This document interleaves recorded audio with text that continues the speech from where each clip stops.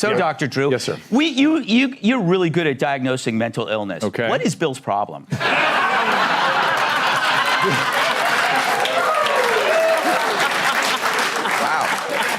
I feel like Tom Brady. No, let me. It does feel personal about Trump with Bill. It's not. It feels that way. No, I don't think so. Can you believe that this is it seems like it's going to be the only trial that will go before the election? Well, I've been moaning and railing about that on my show because I tore Merrick Garland a new one a couple of weeks ago because I think the Democrats blew it, as they always do with this kind of stuff, because they've had 4 years. What was all the delay about? Why are we coming to the end? Of course they're going to try to run out the clock. And they did. All right, folks. So Bill Maher is currently on his media tour for his new book. So expect a fair degree of Bill Maher content in the coming weeks. But last night specifically, he was on the Greg Gutfeld Show. And you knew we had to react to that. You knew it was going to be interesting because let's just put it this way. For one of the first times, Bill Maher is in an environment that he truly could not control, right? Because usually on his show, obviously, he's able to control the conversation because it's his show. And even when he does interviews with one-on-one CNN anchors or something, we know that, we know where that's going to go. I'll say it like that. But on the Greg Gutfeld Show, he was surrounded here by conservatives, in many cases, in a lighthearted way, not in a malicious way, but he was the butt of the joke. And it's kind of funny to watch. And specifically, they do a great job calling out one of the things we constantly call out about Bill Maher, which is his unhinged Trump derangement syndrome. It's like, Bill, you can sometimes be a reasonable guy, but how come on the question of Donald Trump, you always get into this unhinged nonsense? And it's pretty funny to watch. And so we're going to react to a bit of that here today. But before we get into that, I do want to play this clip really quickly, which I thought was just funny and sort of telling, where Bill Maher makes a joke during Greg Gutfeld's monologue that he's talking for too long. And he basically says, when does everyone else get to talk? The reason I point that out and say that's funny is because if you ever watch Bill Maher's content, especially on his Club Random podcast, you will know that it is Bill Maher who talks all the time and interrupts all the time. And suddenly here in the beginning, when Bill Maher was not given the chance to talk, not given the chance to yap, he wasn't happy about it. It's nothing serious. It's just kind of funny, but take a listen.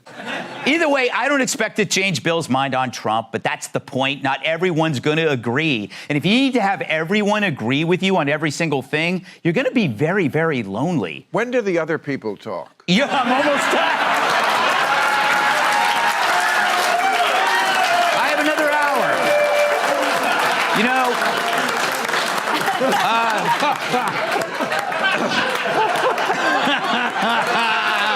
That's it. You're off the show. I changed my mind. Anyway. The irony of Bill Maher not being given the chance to talk as a guest.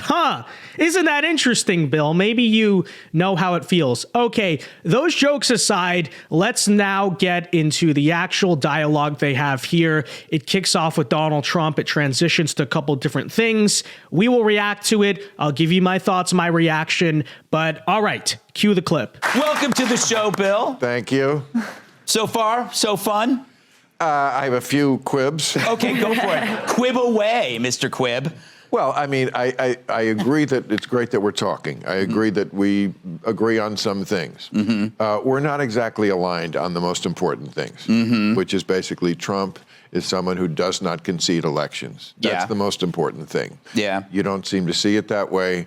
That's the most important thing that's going on in this country. He didn't concede the last election. He's not going to concede this election. You don't know that.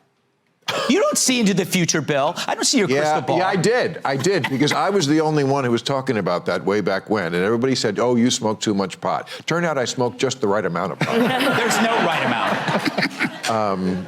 But can you really picture this guy going, you know what, I lost, that's it. He did, he left. He left because he had to leave, because he couldn't. Yes, but that's how it works. Well, what do you think, he's going to board up the White House? Pull a straw dogs with Dustin Hoffman? Well, last time he thought the other Republicans would back him up. when he called that guy in Georgia and said, I need 11,000 votes. I want you to find them. He said find.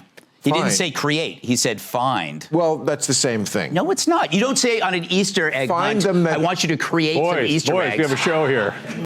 All right, Dr. Drew. Okay. Boys. All right, so right off the gate, there goes Bill Maher with the typical Trump derangement syndrome that we react to in basically every single video, so not much to say. But I will say this. First of all, Bill says that's the most important thing. Like, that's the most important thing in the country is whether or not Donald Trump conceded the 2020 election, which, by the way, he in the end still left office or whatever, right? And I think, in my opinion, that shows a lot about Bill Maher's priorities, and I always point this out about the guy, which is, in many ways, he's a Hollywood Hills ivory tower elitist, because do you think those are the most pressing or the most important single issue for the Americans who are struggling to afford groceries and gas and the homes to raise their family in and the basic cost of living, right? Bill Maher thinks that Donald Trump's comments, and that's what they are, comments, because as Greg Gutfeld points out, he did leave the White House. He didn't exactly try to do a military coup or something like that. And be realistic, was that ever really going to happen? No, like we all knew that, okay? But apparently, again, Donald Trump's comments more important than the border, more important than the fact that the world is on the brink of World War III at the current moment. You look at Iran, Israel, Ukraine, all of the mess that Joe Biden has created around the world. Again, it is only an ivory tower elitist who could say something like that, okay? It's very privileged, not to say that word, but it is truly a very privileged take and, but typical from Bill Maher. Okay, let's continue. Whatever to do was politically incorrect. Which you stole. This is exactly what it looked like, except the difference was politically incorrect was purposely mixing people with different viewpoints. Which is what we're doing. Tonight. Yes. This is why it doesn't work. Yeah. I'm kidding. No. So, Dr. Drew. Yes, sir. You're really good at diagnosing mental illness. Okay. What is Bill's problem? Wow.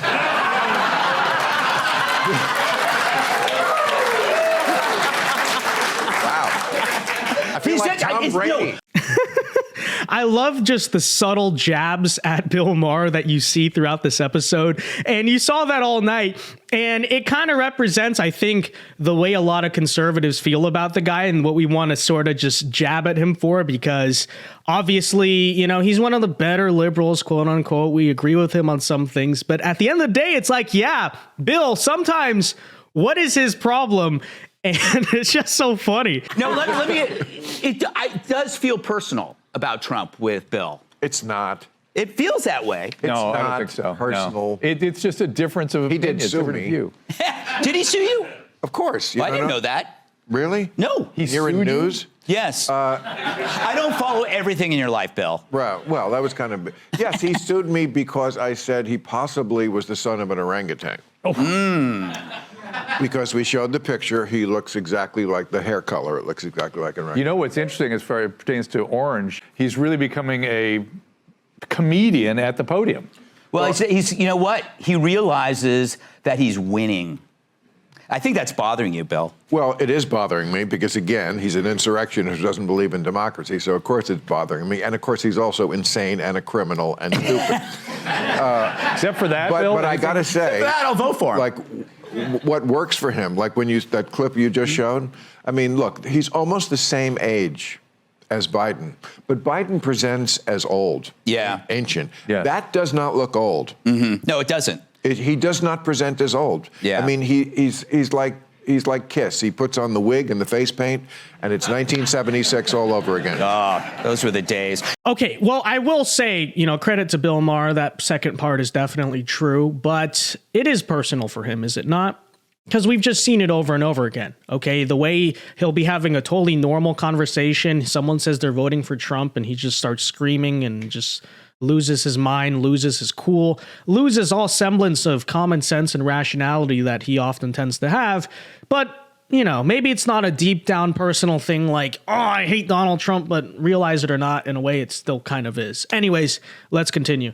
If we can sit here and have a conversation, why can't other Americans I do think the same? most Americans are. Yeah. I think a lot of this is actually online, and that it is people thinking that America is so polarized, when in your daily life, if you get offline and you see people in the grocery store, there's a smile, you share a smile. I don't think people are that much at each other's throats. We in the media tend to exacerbate that. One of the things that Bill had over the weekend on his show was Nellie Bowles. Yeah. She is a co-founder of the Free Press, independent media. They're doing some great work over there. Yeah. And she was also selling a book. In her book, she writes about her politics, she believes, is a lot like other people's, which is not so much doctrine, but exhaustion. And that people are just looking for some good common sense, Let's which is plug what my you're trying book. to talk about here. We are plugging Can your you book. just calm down, Bill? We will get you back. But I don't think people are Now I understand all the rumors about you are true. I don't know what that means. Again, the casual jabs at Bill are so funny. Like, we are polarized. I don't think we can deny that. The point is that we can also be friends. That's Yeah. it. We can't. Let's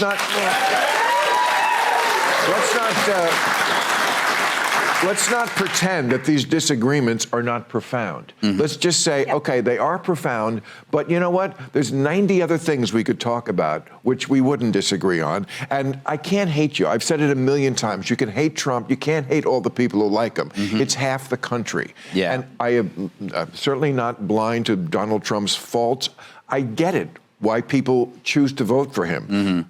You know, somebody who's conservative once said to me, what you liberals don't get about Trump is that we don't like him either. We just see him as a bulwark against the nonsense on the left. And I understand that, because there is a lot of nonsense on the left, and that's in my book too. Yes. My book. Your book. Kat? And you know what? Fair enough. Props to Bill. This is far from the first time I've heard him say this talking point, but it is completely true. At least he understands why normal people outside of their little Hollywood ivory towers like his, do support Donald Trump, and, he doesn't hate them. Okay, fair enough.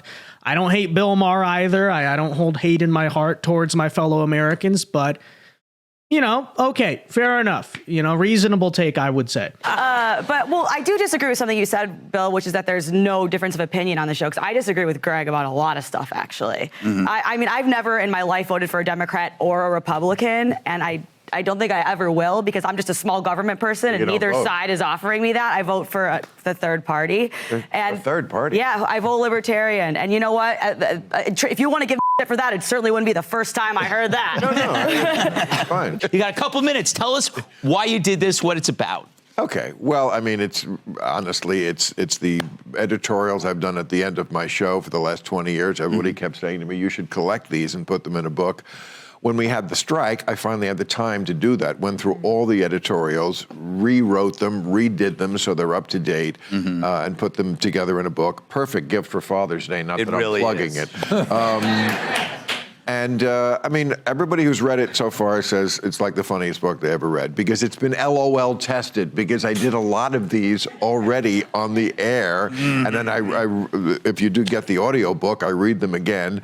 I mean, it's funny on every page. And also there's something for everybody to like. Yes, there are stuff that your audience will just cream over it. They will love it. And there's stuff they won't like, and that's okay. Because just like we did here tonight, you have to talk to each other and you have to hear the other side. And I speak to a different group. I don't want anybody who's ideologically captured. I speak to the normies. I speak to the people who don't want there to be hate anymore in America. If there's any theme of this, is that I am tired of the hate. I don't want to hate half the country. All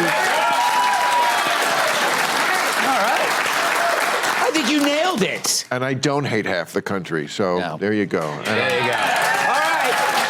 All right, folks. So there you have it. There was Bill Maher on the Greg Gutfeld Show. Just kind of wanted to play it, react to it. Look, we couldn't ignore it. Okay, as one of the top Bill Maher reactor channels on the conservative right, we had to play it. Okay, but there you have it. I don't entirely disagree with the ending point, the kind of nice wrapping up in a bow. By the way, obviously there is too much hate in America, and props to Bill Maher at least for coming on the show, because A lot of times it's conservatives who are the only ones willing to go into liberal spaces like that. But okay, Bill Maher came in, he took the jokes, they made fun of him, and, it was funny. I really did like it, but okay, fair enough. So yeah.